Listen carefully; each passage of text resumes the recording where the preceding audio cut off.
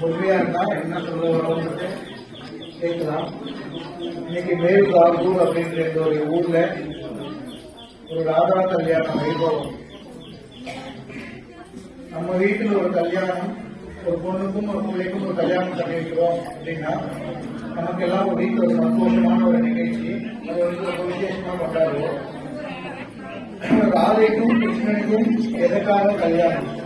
இப்ப நம்ம கல்யாணம் பண்ணி வைக்கிறதுனால என்ன நடக்க போறது, இல்ல நம்ம கல்யாணம் பண்ணி வைக்காட்டா என்ன நடக்க போறது? ஒன்றும் நடக்க போறது இல்லை. ஆனா ஏன் நம்ம சுவாமிகளுக்கு கல்யாணம் பண்ணி வைக்கிறோம் அப்படின்னா, இன்னைக்கு ராதைக்கும் கிருஷ்ணனுக்கும் நம்ம கல்யாணம் பண்ணி வைக்கிற இந்த நாள் இருக்கு இல்லையா, இப்ப நம்ம அவங்க 2 பேருக்கும் கல்யாணம் பண்ணி வச்சோம்னா என்ன ஆகும்னா, நம்ம வீட்டில் இருக்கிற சுப நிகழ்ச்சிகள் ஏதாவது தடைப்பட்டுட்டே போயிருந்தா அதெல்லாம் சுலபமா நடக்காது. இப்ப அவங்க 2 பேருக்கு நம்ம கல்யாணம் பண்ணிட்டு அவங்க 2 பேரும் சந்தோஷப்படுவாங்க. எப்படி தெரிஞ்சுக்கலாம்னா, ஒரு பெரிய மரம் இருக்கு. அந்த பெரிய மரம், அந்த மரம் வந்து நல்லா காய்க்கணும், நல்லா காய்க்கணும், இல்ல நல்லா பழுக்கணும், அந்த மரம் செழிப்பா இருக்கணும்னா நாம என்ன பண்ணணும்னா, அந்த மரத்துக்கு தினமும் தண்ணி பார்த்துட்டே வரோம் இல்லையா? யாராவது ஒரு நாள் நம்ம யோசிச்சு பார்த்துருக்கோம்னா, நம்ம தண்ணியை பாய்ச்சிடும் இல்லையா? அது எங்க பாய்ச்சிடுவோம்னா வேர்ல தான் பாய்ச்சிடும். தண்ணி அந்த மண்ணில தான் கொண்டு போய் விடுவோம். ஆனா நம்ம என்ன பண்றது இல்லைன்னா, அந்த மரம் முழுக்க ஒவ்வொரு இலை, ஒவ்வொரு பூக்கும் ஒவ்வொரு காய்க்கும் போய் நம்ம தனித்தனியா தண்ணி விடுறது இல்லை. நம்ம என்ன பண்றோம்னா அந்த மண்ணில தண்ணி விட்டுருவோம்.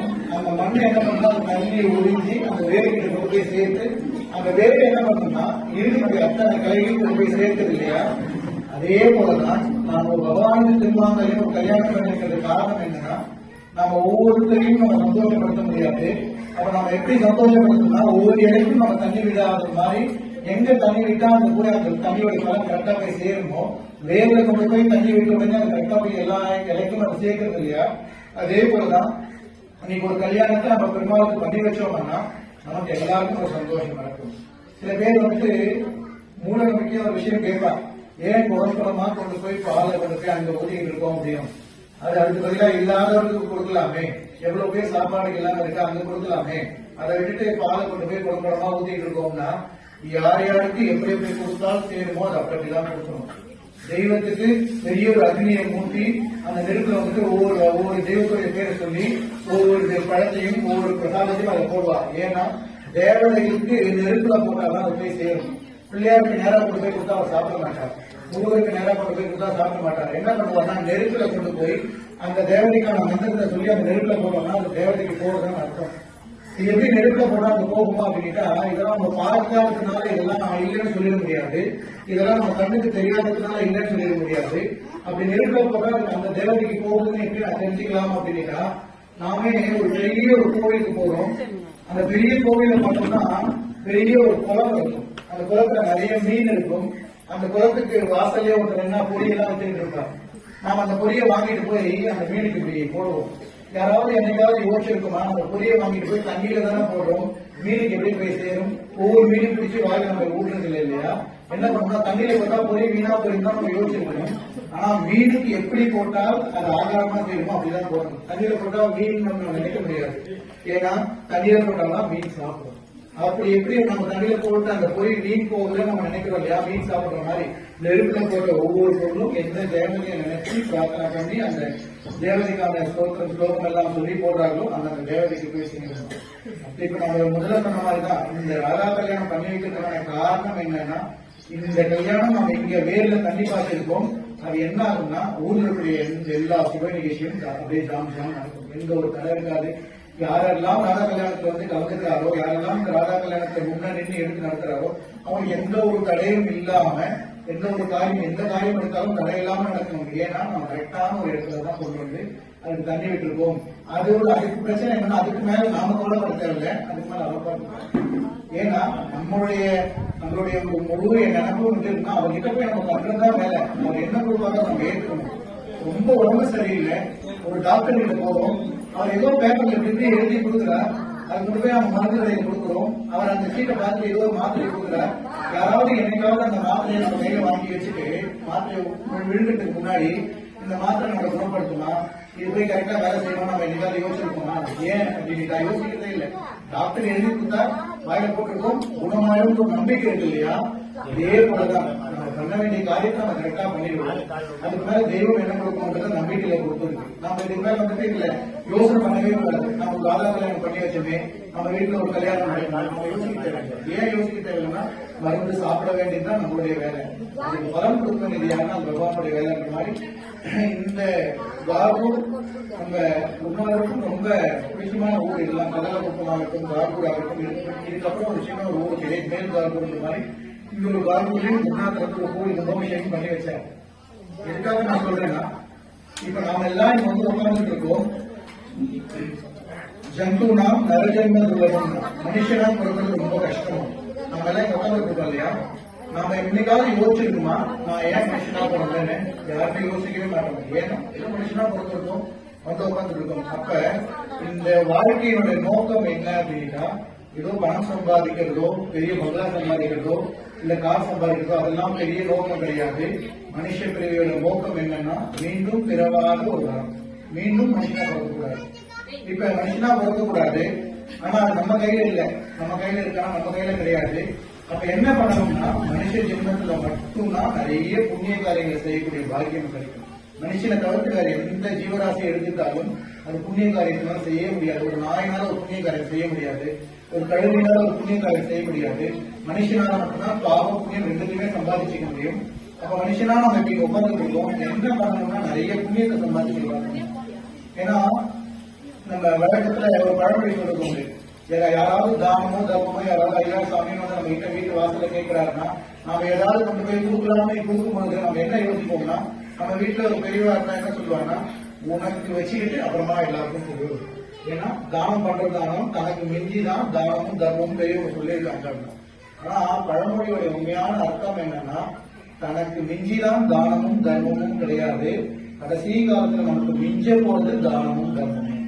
கடைசியில நமக்கு எது மிஞ்ச போறதுன்னா தானமும் தர்மமும் தான் மிஞ்ச போறது. அது எப்படி நான் புரிஞ்சுக்கணும்னா, நம்ம வீட்டுல நீங்க ஒரு லட்சம் ரூபாய் பணம் இருக்கு, அந்த பணத்தை எடுத்துட்டு நம்ம அமெரிக்காவுக்கு போறோம்னு வச்சுக்கோம். அமெரிக்காவில போய் அந்த பணத்தை நம்மளால செலவழிக்க முடியாது. ஏன்னா இந்திய ரூபாய் அமெரிக்கால மாறாது. அங்க போய் நீ யூஎஸ் டாலரா மாத்தணும். அங்க போய் நீ யூஎஸ் டாலரா மாத்திட்டு அந்த டாலர் கொண்டு போய் நீங்க வந்து ஒரு அரபு நாட்டுல போயிட்டு ஒரு குவைட்ல போய் நான் மாத்தணும்னா மாற்ற முடியாது. ஏன்னா ஒவ்வொரு நாளையும் ஒவ்வொரு இடத்துல செல்லுபடியாகும், ஒரு ஊர்ல செல்லுபடி ஆகாது இல்லையா? அதே பணம் தான் நம்ம ஊர்ல செலவு பண்ணலாம், அமெரிக்கால பண்ண முடியாது. அதே போல பூமியில நம்ம எவ்வளவு புண்ணியத்தை சம்பாதிச்சுக்கணுமோ அதெல்லாம் எங்க ஆகும்னா மேல போய் நம்ம சம்பாதிக்க முடியுமா? மேல போய் நமக்கு வந்துட்டு ஒரு காலம் எல்லாரும் ஒரு நாள் போய் தான் ஆக போறோம். யாருமே சுவாஸ்வதமா 1000 வருஷம் 2000 வருஷம் இருக்க போறது இல்லை இல்லையா? யாராவது உங்க ஊர்ல எங்க ஊர்ல பாட்டி இருக்கா, அந்த பாட்டிக்கு 2000 வயசுன்னு யாரும் சொல்ல முடியாது. இன்னைக்கு 60 வயசுன்றது பெரிய கஷ்டமா போயிடுச்சு இல்லையா? அப்படி இருக்கும்போது சுவாஸ்வதமா யாரும் இந்த பூமியில் இருக்கவும் முடியாது. ஒரு நாள் போய்தான் ஆகணும். ஆனா அந்த நாள் எப்படி இருக்கணும்னா, நீ போகும்போது தைரியமா போகணும். ஏன்னா நான் நிறைய புண்ணியத்தை சம்பாதிச்சிருக்கேன், அந்த புண்ணியத்தினால எனக்கு ஒரு நல்ல பலன் கிடைக்கும் ஒரு தைரியத்துல போகணும்னா அதுக்கெல்லாம் என்ன பண்ணணும்னா நிறைய நாம பண்ணிட்டு நம்ம உள்ள சொல்ல முடியாத ஹரேராமா. இது சாதாரண ஒரு ஏதோ நமக்கு சுலபமா கிடைச்ச ஒரு மந்திரம் கிடையாது. கலியுகத்துல ஹரிநாமத்தை விட்டா வேற கதியே கிடையாது. கலியுகம் இப்ப நம்ம வாழ்ந்துட்டு இருக்க யுகம் கலியுகம். கலியுகம் எப்படி நீட்டா கொடூரமான யுகம். இன்னைக்கு நம்ம படிக்கிறோம் இல்லையா, பேப்பர்ல நியூஸ்ல எல்லாம் படிக்கிறோம் இல்லையா? அந்த கலியுகம் ரொம்ப கொடூரமா. அது எப்படிப்பட்ட கொடூரம்னா, இன்னைக்கு கலி 4 யுகத்துல முதல் யுகம் இருக்குல்ல, கிருதயுகம் சொன்ன இல்லையா? அந்த யுகத்துல வாழ்ந்த மனுஷங்களுக்கு விசேஷம் என்னன்னா, ஒவ்வொருத்தரும் 1000 வருஷம் 2000 வருஷம் வாழ்ந்துட்டு இருந்தாங்க. ஒரு மனுஷனுடைய சராசரி ஆயுள் என்னன்னா 2000 வருஷம். அவங்க தான் பார்த்தோம்னா ஒவ்வொருத்தருடைய வயசு கேட்டா உனக்கு என்ன வயசு கேட்டா எனக்கு இப்பதான் 1556 ஆகுது, ஏதோ நம்ம வருஷம் எல்லாம் சொல்ற மாதிரி சொல்லுவாங்க. அப்ப அந்த ஏன்னா அந்த யுகத்துல வாழ்ந்தவங்களுக்கு தீர்க்கமான ஒரு ஆயுள் இருந்தது. அது போல அந்த யுகத்துல வாழ்ந்தவங்களுக்கு யாருக்கும் மனசுல கல்மிஷமே கிடையாது, யாரும் எடுக்கணும்ன்ற ஒரு எண்ணம் கிடையாது. எல்லாரும் எப்படி இருந்தாங்கன்னா சுத்தமா இருந்தாலும் மனசு அவ்வளவு சுத்தம், ஆயுசு தீர்க்கமான ஒரு ஆயுசு, 2000 வருஷம் வாழக்கூடிய ஒரு ஆயுசு, மனசு சுத்தம். பாட்டியெல்லாம் நம்ம பார்க்க முடியும். ஏன்னா என்னுடைய பாட்டி காலமாகும் போது 127 வயசு என்னுடைய பாட்டி. அதுவும் எப்பன்னா 2000 தான் பாட்டி இறந்தா, 127 வயசு எங்க பாட்டி. அப்படி இருக்கும்போது நம்முடைய வாழ்க்கையிலேயே நம்ம ஒரு 100 வயசு ஒருத்தர் பார்க்கிறோம். ஆனா இன்னைக்கு 100 நம்ம ஆச்சரியமா பார்க்கிறோம். 80 வயசு அப்படின்னுட்டா பெருசா நினைக்கிறோம். ஏன்னா இன்னைக்கு வந்து சொன்னோம் இல்லையா, யுகம் போக போக ஆயுசு கம்மியிலே போகும்போது இப்ப நமக்கெல்லாம் என்னன்னா 60 அப்படின்றதே பெரிய விஷயமா இருக்கு. அப்ப என்னன்னா தீர்க்கமான ஆயுசு கிடையாது. மனசு முழுக்க என்னன்னா கெட்ட எண்ணங்கள் நிறைய. இன்னைக்கு நம்ம நினைச்சிட்டு இருக்கோம், நான் கேட்கறதெல்லாம் கடவுள் கொடுக்கவே மாட்டேங்கிறார், நான் தினமும் கோவிலுக்கு போறேன், தினமும் பிரார்த்தனை பண்றேன், நான் கேட்க என் மனசுல நினைக்கிறதெல்லாம் அவர் செஞ்சே கொடுக்க மாட்டேங்கிறா நம்ம கவலைப்படுறோம் இல்லையா? ஆனா எல்லாரும் ஒண்ணு நினைச்சுக்கோம், மனசுல நினைக்கிறதெல்லாம் நடந்தா அதை விட கஷ்டப்படுறவங்க யாருமே இருக்க மாட்டாங்க. நம்ம மனசுல நினைக்கிறதெல்லாம் நம்ம நினைக்கணும் அப்படின்னு நம்ம நினைக்கிறோம்னா அதுல முதல்ல கஷ்டப்படுறதா நாம தான் இருக்கும். ஏன்னா நம்ம மனசு என்ன ஆகணும், உயிர் போயிடும். தெரிஞ்சு சாப்பிட்டா உயிர் போயிடும். ஒரு விஷயமே தெரியாது, ஏதோ ஒரு சாப்பிடணும், ஒரு விஷயம் தெரியல, நம்ம தெரியாம சாப்பிடுறோம், தெரியாம சாப்பிட்டா நம்ம உயிர் போகாம இருக்கு, மனம் போகாது, போயிடும். அப்படி ஒரு நெருப்பை தெரிஞ்சு தொட்டாலும் தெரியாம தொட்டாலும் அது எப்படி சுடுதோ, ஒரு விஷயத்த நான் தெரிஞ்சு சாப்பிட்டாலும் தெரியாம சாப்பிட்டாலும் உயிர் எப்படி போகுமோ, இந்த நாமாவும் அதே மாதிரிதான். நீ தெரிஞ்சு சொன்னாலும் தெரியாம சொன்னாலும் அதோடைய குணம் அதோடைய சுபாவம் அது கொடுத்தே தீரும். நான் தெரியாம ஒரு நாள் இந்த கோவில் பக்கமா போனேன், யாரோ 10 பேர் உட்காந்து ராஜே கிருஷ்ணா ஹரே ராமான்னு பாடிட்டு இருந்தா, நானும் அந்த இடத்துல ஒரு 5 நிமிஷம் உட்காந்து அவங்க பாடுறதை கேட்டுட்டு இருந்தேன். வாயில் 2 நாமா சொன்னேன், தெரியாம சொன்னேன். நீ தெரிஞ்சு சொன்னாலும் தெரியாம சொன்னாலும் நாமத்துடைய பலம் உனக்கு கொடுத்தே தீரும். அது நீ மறுக்கு, நீ வேண்டாம்னு சொன்னாலும் அதனுடைய குணம் அது கொடுத்தே ஆகும். அதுதான் இந்த கலியுகத்தினுடைய ஒரு பெரிய தர்மம். இந்த கலியில ஒரு தர்மத்தை நாம பண்ணணும்னா அதுக்கு என்ன தர்மம் பண்ணலாம்னா நாம சங்கீர்த்தனம் தான் பெரிய தர்மம். நீ எவ்வளவுக்கு எவ்வளவு நாமா சொல்றியோ அவ்வளவுக்கு அவ்வளவு உங்களுடைய குடும்பம், உங்களுடைய வாழ்க்கை, நம்மளுடைய குடும்பம், நம்மளுடைய சந்ததிகள், குழந்தைகள் எல்லாருக்கும் எல்லா விதமான சௌகரியம் எது காட்சி கொடுக்கும்னா, நீ எங்கேயும் போதில்லை, உட்கார்ந்த இடத்துல இருந்த இடத்துல உட்காந்துட்டு ஹரே ராம ஹரே ராம ராம ராம ஹரே ஹரே ஹரே கிருஷ்ணா கிருஷ்ண கிருஷ்ண ஹரே ஹரே என்ற ஒரு மந்திரம் கலிச்சந்திர உபனிஷம் சொல்லக்கூடிய உபனிஷத்திலிருந்து இந்த மந்திரத்தை எடுத்தார். இந்த மந்திரம் தான் கலியில ஒவ்வொருத்தரும் கரையேறணும்னா இந்த மந்திரத்தை விட்டா வேற கதியே இல்லை. இப்ப நமக்கு எல்லாம் அந்த மந்திரம் கிடைச்சிருக்கோ கிடைக்கலையோ அந்த மந்திரத்தை இப்ப நமக்கு தெரியும். நம்ம இவ்வளவு பேர் உட்காந்துருக்கோம் இல்லையா? இப்ப இவ்வளவு பேருக்கு இந்த ஹரியானா தெரியும். இப்ப இவ்வளவு அப்ப அவங்களுக்கு எல்லாம் என்ன தெரியும்னா அவங்களுக்கு இன்னொரு ஜென்மா, நமக்கு எல்லாம் இப்ப ஒரு ஜென்மா தெரியும், அவங்களுக்கு இன்னொரு ஜென்மா தெரியும். அப்ப அந்த ஜென்மத்தையும் அவங்க ஹரியானா சொல்லலைன்னா என்ன நடக்கும்னா இன்னொரு ஜென்மா. இப்படி ஒவ்வொரு ஜென்மா மாறி மாறி மாறி அப்ப கடைசியா எங்க வரணும்னா எந்த ஜென்மாவில அந்த நாம சங்கீதம் பண்றானோ அப்பதான் அவனுக்கு மோட்சம் உறுதியா தவிர நாம சங்கீதம் பண்ணாம மோட்சத்துக்கு போகவே முடியாதுதான். அப்ப நமக்கு எல்லாம் இது கிடைச்சிருக்குன்னா நான் முதல்ல சொன்ன மாதிரி மனுஷ ஜென்மா கிடைக்கிறது கஷ்டமான ஜென்மா. ஏன்னா இன்னைக்கு நாம 6 ஜீவராசியா நம்ம உட்கார்ந்து இருக்கோம். நமக்கு கீழே அத்தனை ஜீவராசி இருக்கு. எந்த ஜீவராசினாலும் பேசவே முடியாது.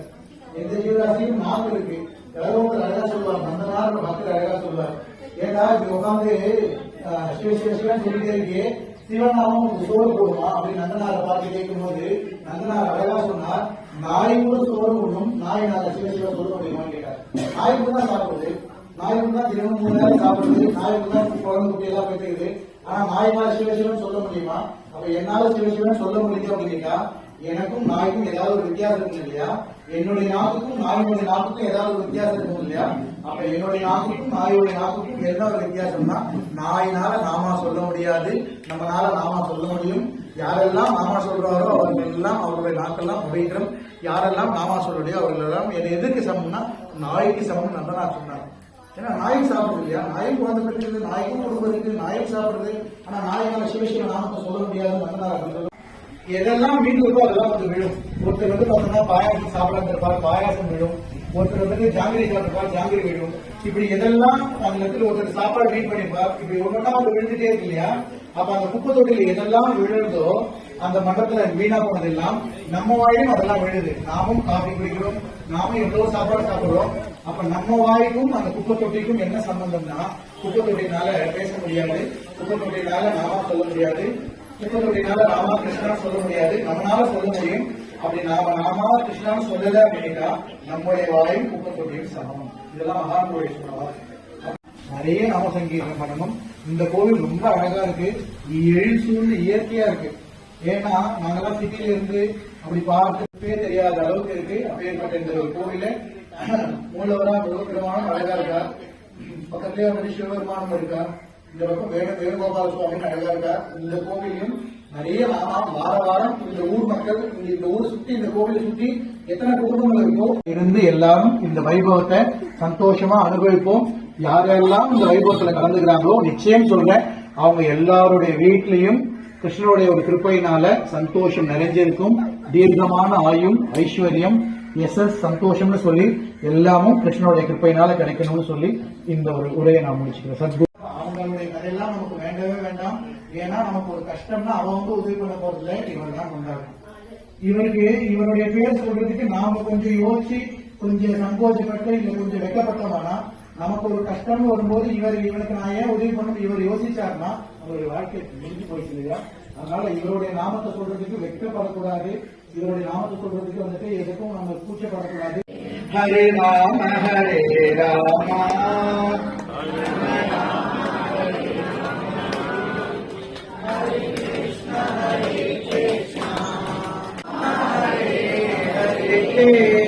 ஹரே கிருஷ்ணா ஹரே கிருஷ்ணா கிருஷ்ண கிருஷ்ணா ஹரே ஹரே ஹரே ராம ராம ராம ஹரே ஹரே ஹரே கிருஷ்ணா கிருஷ்ண கிருஷ்ணா ஹரே ஹரே. ஒரு பெரிய மரத்துக்கு கீழே நிறைய பரவமான மரத்துக்கு கீழே நாம நின்று ஒரு கை தட்டை நாம அத்தனை பாடி படம் பறந்து போகும் இல்லையா? அதே போல நாம சொல்லும்போது கையை தட்டிக்கே நாம சொல்லணும். ஏன்னா கை தட்ட தட்ட மனசுடைய பாவம் எல்லாம் பறந்து போகும். நாம கை தட்டல அப்படின்னா மனசுடைய பாவம் சொல்ல கையை தட்டி நாம சொல்லணும். ஹரே ராம ஹரே ராம ராம ராம ஹரே ஹரே ஹரே கிருஷ்ண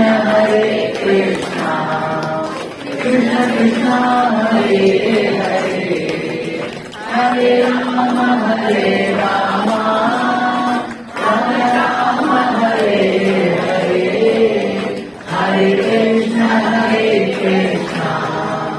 கிருஷ்ணா கிருஷ்ணா ஹரே ஹரே ஹரே ராம ராம கிருஷ்ண கிருஷ்ணா ஹரே सर्वत्र गोविंद नाम संकीर्तनम गोविंदा गोविंदा गोविंदा सद्गुरुनाथ महाराज की जय.